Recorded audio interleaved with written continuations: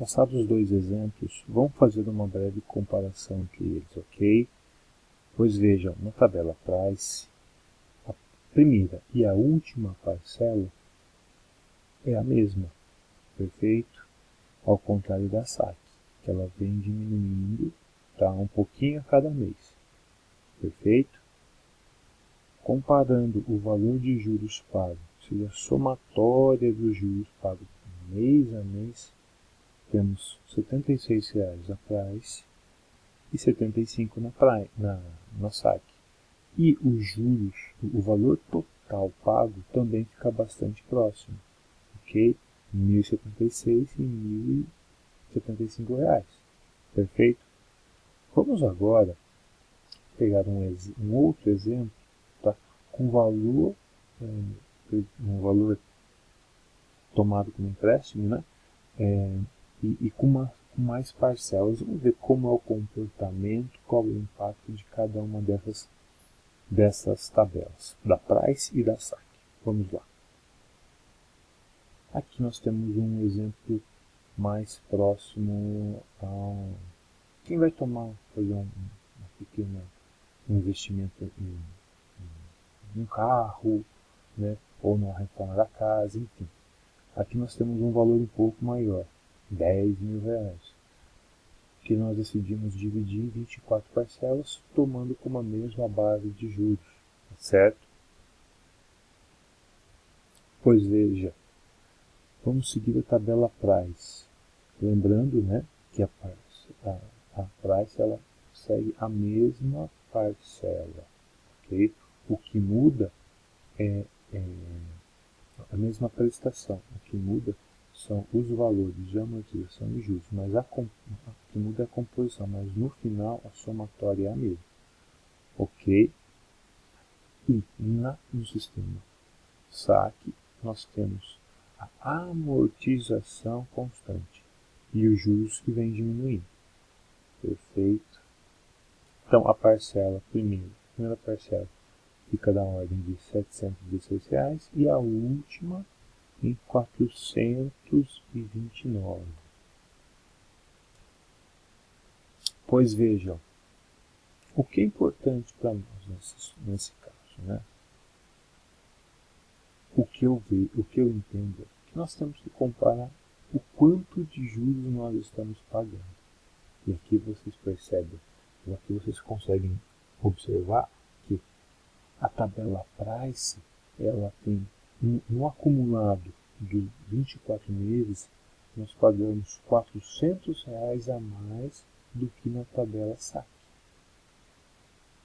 Pois veja, dessa forma, o valor total que nós pagamos, que saiu do nosso bolso, fica R$ 14.071, R$ 171. E na saque, R$ 13.750. Esse daqui é o ponto que a gente tem que avaliar. Tá?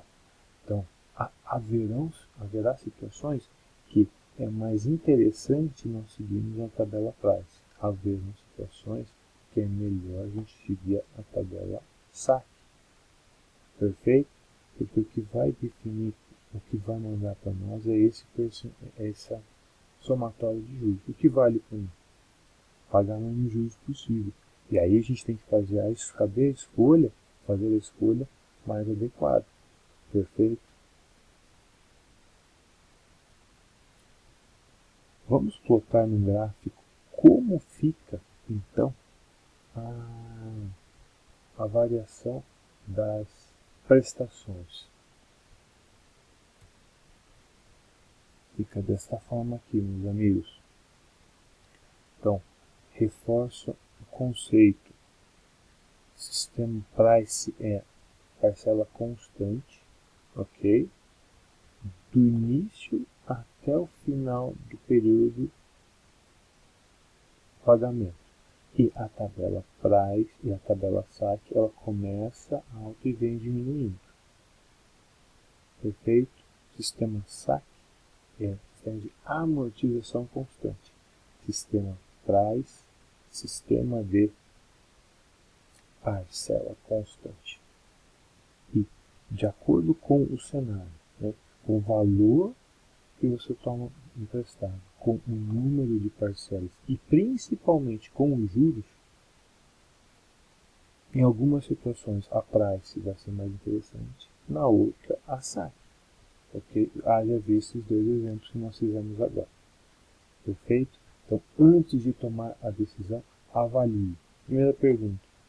Quando você vai tomar um juros, um dinheiro emprestado, a gente está seguindo tabela price ou a saque? A partir disso, vamos fazer as simulações, né? E ver qual é mais interessante para o nosso bolso. Perfeito, pessoal?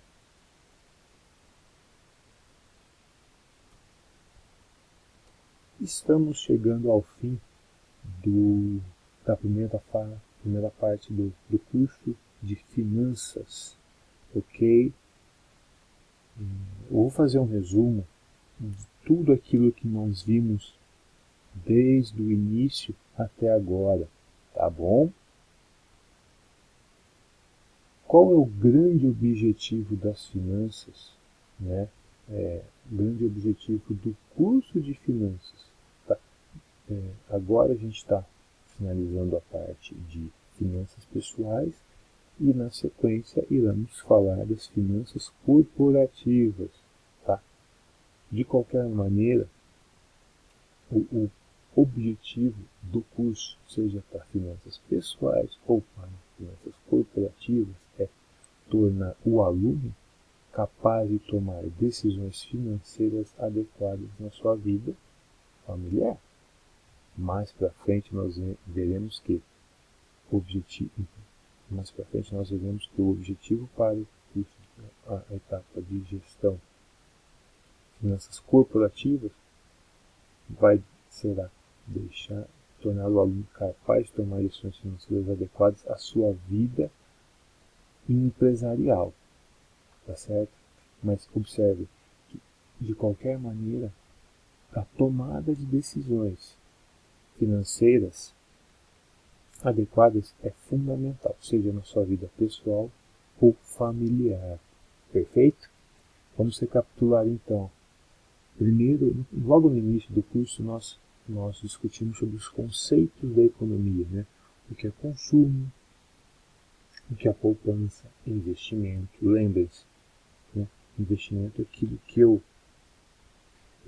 eu coloco um recurso e tenho a perspectiva de gerar rendimentos no longo prazo. Perfeito? Lembre-se daquele exemplo. Consórcio não é investimento. Okay? A perspectiva é investimento, é aquilo que vai trazer um retorno lá na frente. Por outro tópico, relação risco e retorno. Quanto maior o risco,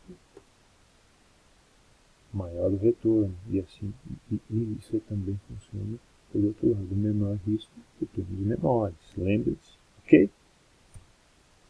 Depois, na sequência, falamos sobre a pirâmide etária do Brasil, né? Qual era a composição dela em 1960, né?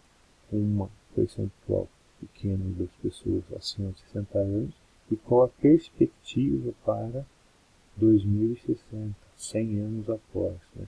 A mudança das características da pirâmide e quais são os impactos disso na nossa vida. Perfeito?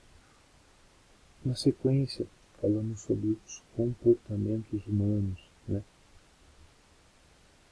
Como que as pessoas se relacionam com o dinheiro, né? Na época, comentamos sobre o perfil gastador, o perfil das dívidas, as características das dívidas, quais as pessoas que têm um perfil que gostam, que conseguem poupar e visam uma aposentadoria. Perfeito? O relacionamento entre as pessoas e o cartão de crédito, né? Então, tudo isso aqui mostra um cenário bastante preocupante. Depois comentamos sobre a relação entre a inflação que nós temos hoje no Brasil, quanto que se paga na caderneta de poupança e quanto nós pagamos quando pegamos dinheiro emprestado. Perfeito? Dados bastante relevantes e que nós devemos pensar muito bem antes de tomar qualquer decisão. Depois, na sequência, falamos sobre os nossos objetivos pessoais e profissionais, independente de quais sejam. Cada pessoa tem o seu desejo, né? E o mais importante, o dinheiro tem que estar fielmente ligado aos nossos desejos mais interiores. Algumas pessoas gostam de descansos, outros viagens, outros cuidados maiores na velhice, outros uma boa casa, outros bons restaurantes, cuidado com a família, enfim. A grande questão é identificar quais são os nossos objetivos pessoais e trabalhá-los para alcançá-los, tanto de uma maneira que seja, evidentemente, responsável. Perfeito?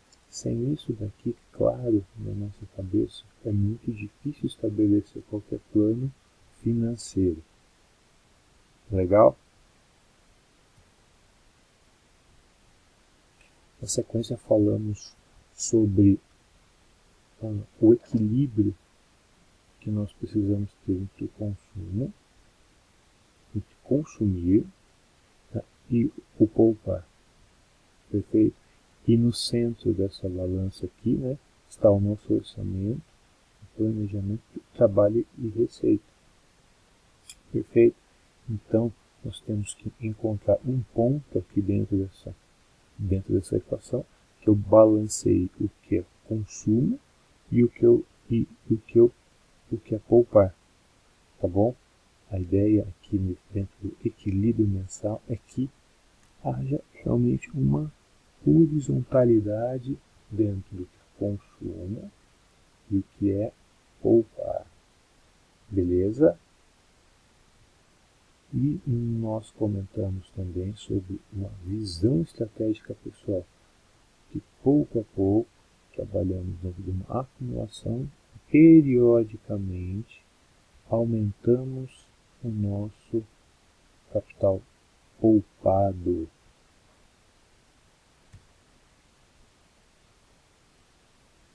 Ok? E também falamos sobre a importância dos hábitos de consumo. Trouxemos o exemplo do João e do José. João, que tem um salário menor, lembrem-se, da ordem de R$ 8.000. Entretanto, ele possui hábitos de consumo e hábitos de poupar muito amadurecidos. Tinha um controle mensal das receitas e despesas, e a partir disso ele conseguiu gerar, ao longo de 30 anos, um capital significativo. E o José, que tinha um salário maior, da ordem de R$ 11.000, porém não fazia um planejamento financeiro mensal e também não tinha uma visão de longo prazo, né? Consumia mais do que podia sem se planejar, se preparar para um futuro.